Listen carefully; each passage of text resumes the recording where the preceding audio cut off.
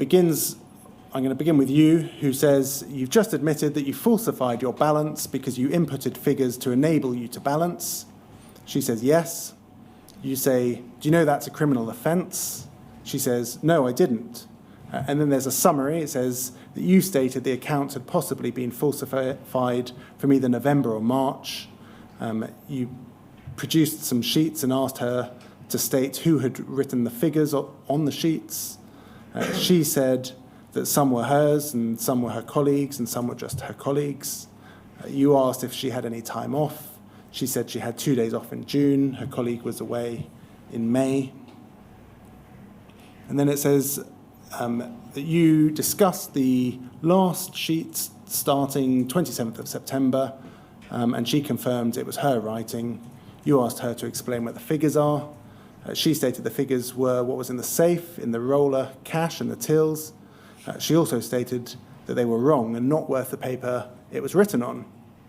It says SB asked where she would have got the figure of 65,000.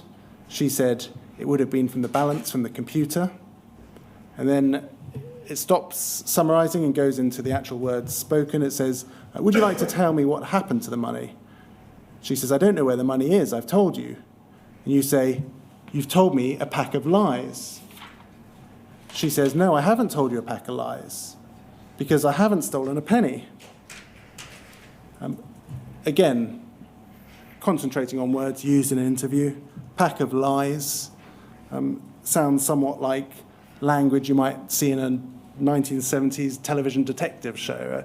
Was pack of lies something that you would say to defendants? The same terminology to come out. It's a pace interview, and it's not a nice interview. Normally, before any interview, the majority of times I speak to people and say to them, you know, it's not personal. The questions have to be asked. You won't like the questions. That's what it is. It is a criminal. It's a criminal interview in accordance with PACE. You have no difficulty with using those words. It went through the court system afterwards, and nothing was picked up by a defence team to say that it was oppressive or aggressive. So, because the defendant's representatives didn't say that it was oppressive, you think that it is therefore appropriate language to use in an interview? As I say, it's a difficult interview.